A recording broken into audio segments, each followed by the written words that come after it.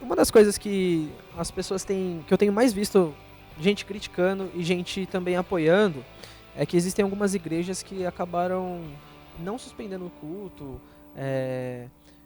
e algumas pessoas dizem, mas se a igreja, se o crente tem tanta fé assim, por que vai parar de ir na igreja? Se Deus é tão poderoso, por que Deus não cura os crentes, sabe? Eu vejo muita gente falando isso. O que vocês acham sobre isso? O que vocês pensam em relação a isso? Bom, acredito que não é falta de fé. Uma atitude assim, como nós já dissemos aqui, é questão de prudência, né, Davi? É questão de nós sermos realmente prudentes com o cuidado. Eu acredito que essa seja uma demonstração vinda dos nossos pastores, uma demonstração de muito mais amor e cuidado para com as ovelhas, para com o rebanho, do que reunir todo mundo. Sabe, às vezes a gente vai pensar, essas pessoas podem pensar que, poxa, não estamos juntos, falta amor. O pastor não ama mais a igreja, está deixando de alimentar. Muito pelo contrário. Muitas igrejas, inclusive a nossa, nós temos aumentado a gama de transmissões online justamente para não deixar o rebanho sem alimento, para não deixar a igreja sem o alimento, sem ouvir a palavra, sem ter uma direção ali, um respaldo pastoral. Então, eu acredito que não seja falta de fé, mas sim realmente um cuidado, uma demonstração de amor para com o rebanho, para com as ovelhas. Até mesmo com a vida das pessoas, né? Exatamente, porque, como o pastor mesmo disse, não é uma questão espiritual. Tem os princípios espirituais e tudo mais, porém o vírus é algo natural. Sim. Ninguém contrai o vírus porque está em pecado. Você contrai o vírus porque você está num lugar, você foi exposto a ele. Não é uma consequência de um pecado, não é a consequência de algo, mas é por exposição mesmo. Então, acredito eu que realmente o fechar as portas do templo, o deixar de haver a congregação presencial ali, não é demonstração de menos fé. Até porque nós precisamos de muito mais fé para acreditar que nós estamos unidos em espírito. Que eu lá na minha casa, o pastor lá na casa dele, você lá na sua casa, nós estamos todos unidos em espírito. Isso exige muito mais fé do que acreditar que todos nós estamos aqui unidos presencialmente para dizer que nós estamos no mesmo espírito. Entende? Então não é uma atitude que mostra falta de fé. Eu entendo que, aqui como diz em Hebreus 11:1, na NVI diz assim: ora, a fé é a certeza daquilo que esperamos e a prova das coisas que não vemos, pois foi por meio dela que os antigos receberam bom testemunho.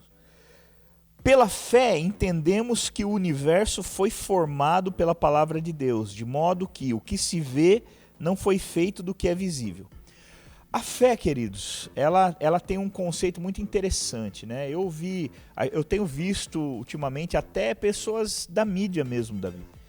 Pessoas, pastores famosos, conhecidos, se degladiando nas redes sociais porque um não concorda com o outro.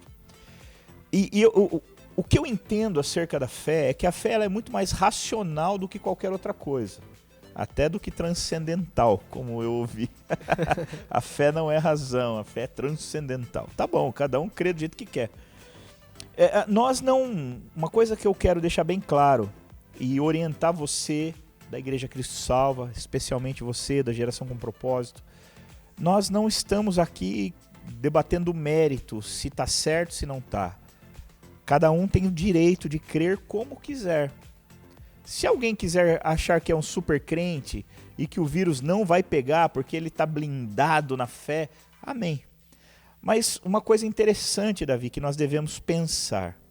Nós somos uma igreja hoje, talvez 2.000 e tantas pessoas. E talvez muitos de nós tenhamos fé para nos confraternizarmos, reunirmos aqui em grandes aglomerações e realmente não ficar doente. Assim, eu tenho fé que o vírus não vai chegar em mim. Aleluia, eu acredito nesse tipo de fé.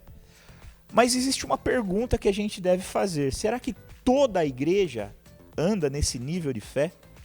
Uma igreja que decide andar por fé, nesse nível de fé, e falar, nós vamos continuar nos reunindo, nós vamos continuar desobedecendo, nós vamos continuar andando na contramão, e cremos que pela fé nós não vamos ficar doentes. Uau!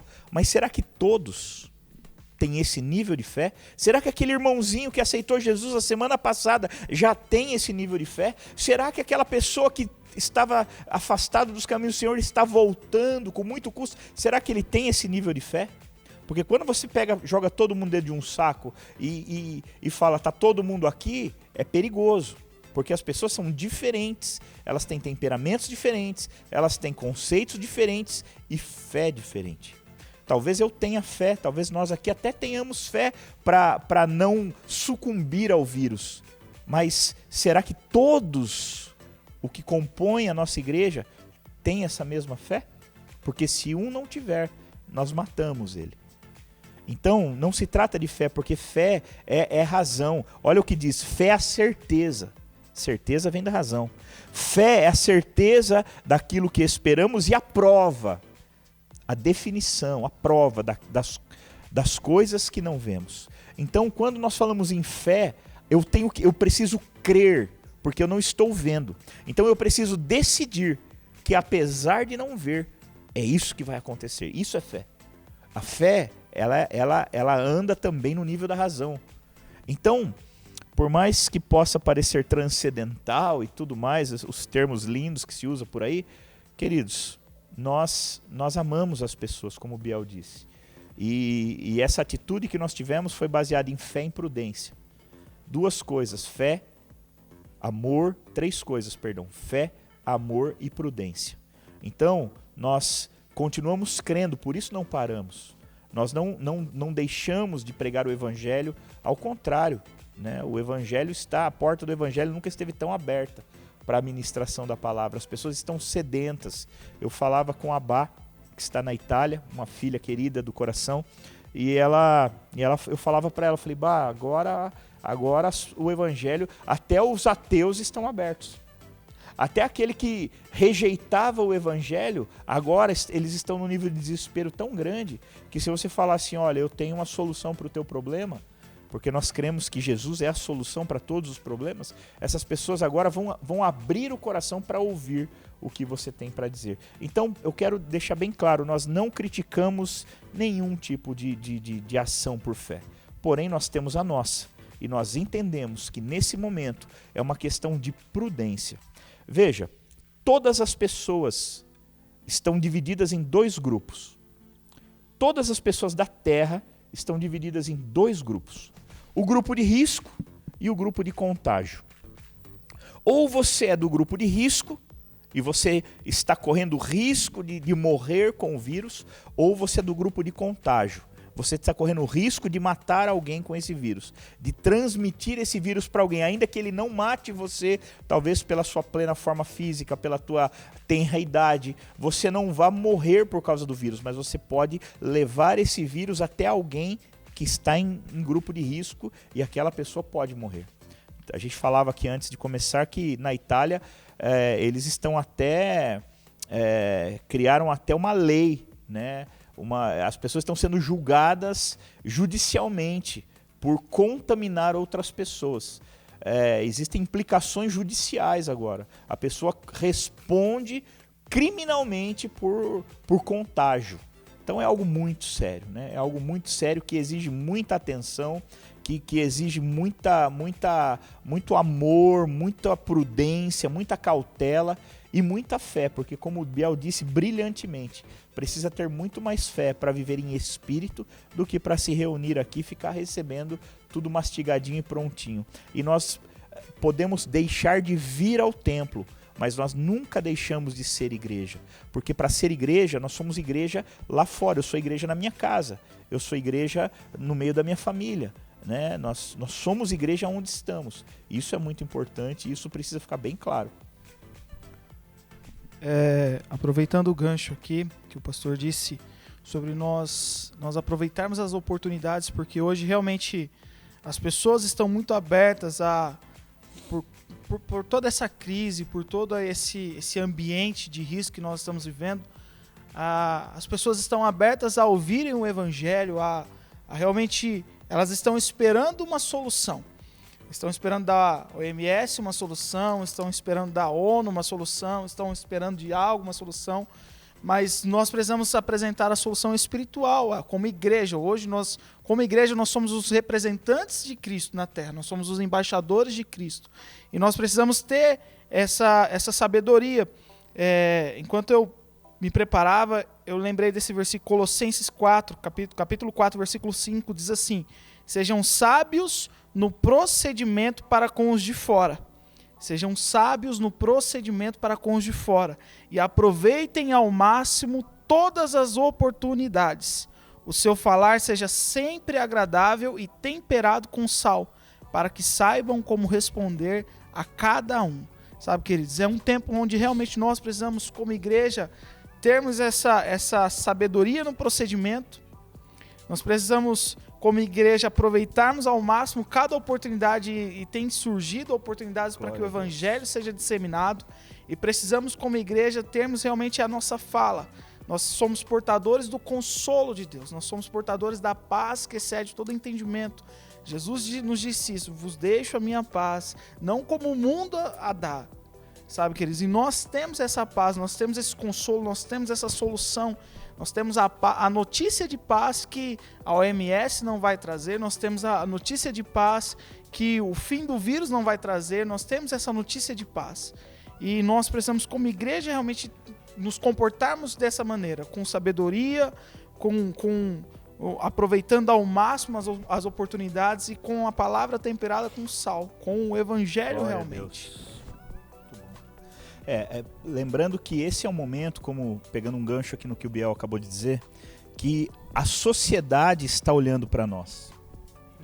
Né? A sociedade está nos olhando, a sociedade está esperando algo de nós como igreja. E uma coisa linda que eu tenho visto é que o mundo todo, pela primeira vez, eu tenho 43 anos de idade, e pela primeira vez eu vi o mundo todo apontando para a mesma direção. Hoje não tem mais brigas religiosas. Hoje não importa quem é católico, quem é evangélico, quem é muçulmano, quem é espírita. Pouco importa. Todos estão olhando para o mesmo lugar. Hoje pouco importa quem é de direita, quem é de esquerda, politicamente falando, quem é do centro.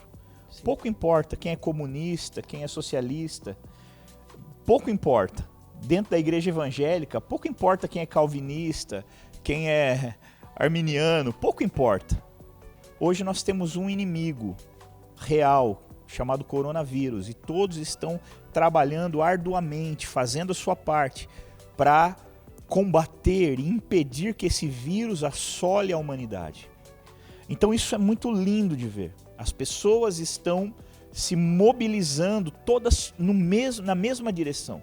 E nós, como igreja, há momentos que a igreja precisa discordar do mundo. Isso é normal. Por exemplo, quando não dá para a gente andar, são coisas diferentes. Né? Algumas pessoas do mundo, algumas situações, elas têm um conceito. E nós, cristãos que seguimos o Evangelho, temos outro. O que é pecado grave para nós, para muitos é legal.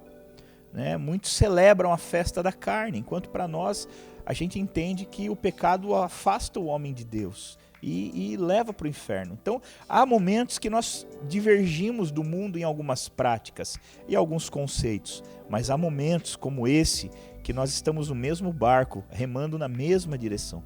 Isso é muito lindo. E a sociedade está olhando para nós como igreja, para ver se nós vamos ser colaborativos, participativos, ou se vamos ser do contra. Se nós vamos tentar andar na contramão. Todos estão unidos, talvez pela primeira vez na história. Há uma unidade generalizada global. E nós precisamos fazer a nossa parte. Nós precisamos fazer parte disso porque é bom.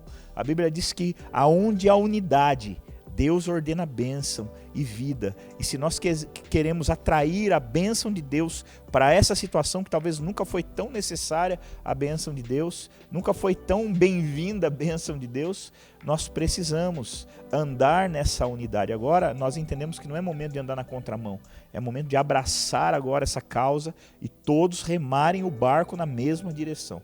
Então é assim que nós cremos, Davi. Nunca vamos abandonar a nossa fé. Estamos aqui, a nossa fé nos trouxe aqui. Estamos falando com as pessoas, estamos motivando, ensinando. Nós não paramos, jamais pararemos, jamais desistiremos. Nunca, jamais. Né? E na história da igreja, quanto mais perseguida ela foi, mais ela cresceu e se desenvolveu e se alastrou. O evangelho se alastrou pelo mundo graças às perseguições que sofreu. Então nós não temos medo de perseguições. Pelo contrário, elas nos alimentam.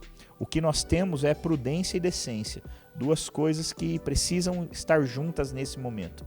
Né? E óbvio, aliada à fé de que tudo isso é temporal, é temporário e vai passar. Daqui um tempinho acabou. Né? E o que fica? A imagem que o mundo tem de nós. Olha o que diz aqui em Atos 2,47. Diz assim: louvando a Deus e tendo a simpatia de todo o povo, e o Senhor lhes acrescentava todos os dias os que iam sendo salvos. A simpatia do povo. A igreja de Atos crescia porque tinha a simpatia do povo. As pessoas olhavam e falavam: que bênção, que legal, boas pessoas, estão agindo direito. E quando nós agimos, dependendo das nossas atitudes, nós caímos na antipatia do povo. E aí é terrível, né? É terrível. Nós vivemos muito tempo isso como igreja. Infelizmente, uma igreja antipática, uma igreja que não tinha empatia pelas pessoas. Mas nós cremos que esse tempo está mudando. Sim, é verdade.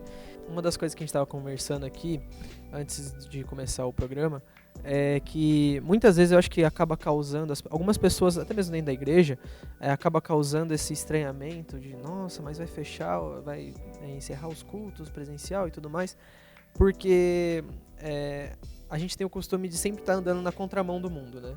O mundo gosta de pecar, o mundo ama, deseja a carne, não sei o que tem, mas nós não, nós vamos nos santificar, nós vamos andar buscando a santificação. E aí é estranho, né? Eu acho que algumas pessoas pensam assim, nossa, mas agora vocês vão seguir o que o mundo está falando? Mas é aquilo que eu acho que você mesmo já pregou várias vezes sobre isso, que a Bíblia é como se fosse um filtro. A gente vai jogar todas as informações ali. O que sobrar, a gente usa. O que for descartado, a gente não usa. Então, se existe uma organização como a OMS, que é uma autoridade sobre as nossas vidas, uma autoridade sobre os países, sobre o planeta, e eles ordenam algo que está na Bíblia, algo que nós temos embasamento bíblico para fazer, então a gente faz, né? E muitas pessoas acabam sempre querendo ir na contramão, mas na verdade a gente precisa ter o discernimento correto e saber o que devemos fazer. Sim, com certeza. É aquilo, né? O mundo não é nosso inimigo, o pecado é. Sim. O problema é o pecado que impera no mundo, não é o mundo. Pelo contrário, Deus amou o mundo de tal maneira que deu seu filho. Eu não posso odiar o que Deus ama. Se Deus deu o filho dele é porque Deus ama o mundo. A Bíblia diz, Deus amou o mundo de tal maneira que deu seu filho. Então, como eu vou odiar uma coisa que Deus ama? O que nós não concordamos, né? Que nós discordamos do mundo e por isso, às vezes, ou quase sempre andamos na contramão. O pecado, as práticas do pecado. Realmente não dá para concordar com isso. Mas a prudência, o mundo está sendo prudente. E na verdade nós já somos prudentes. Então o mundo, não somos nós que estamos aderindo ao mundo, são eles que estão aderindo a nós. O mundo está experimentando o que é o nosso estilo de vida. Né? Nós vivemos, não somos perfeitos, infelizmente não somos, mas nós somos prudentes, por isso que nós nos cuidamos, por isso que nós não bebemos, não drogamos, por isso, por prudência, nós sabemos que tem uma vida eterna nos esperando. E para alcançar essa vida eterna é preciso ser prudente, é preciso conhecer e seguir a palavra de Deus. Isso é prudência, né? Isso é sabedoria. Amar a Deus é o princípio de toda a prudência, de toda a sabedoria. E o mundo está experimentando um pouco daquilo que nós somos por natureza, por definição, prudentes. né? Então é importante deixar isso claro, não somos nós que estamos seguindo o mundo, é o mundo que finalmente está vivendo um pouco do que nós vivemos habitualmente. Fala galera, obrigado por assistir até aqui. Essa foi a segunda parte do GPcast, A Igreja na Crise. Lembrando que se você quiser ouvir a conversa toda, nós já disponibilizamos no Spotify e no SoundCloud o áudio completo desta conversa. Se você quiser esperar, logo logo nós estaremos disponibilizando a terceira e última parte no YouTube. Se inscreva no canal, nos sigam nas redes sociais. Tamo junto e até a próxima.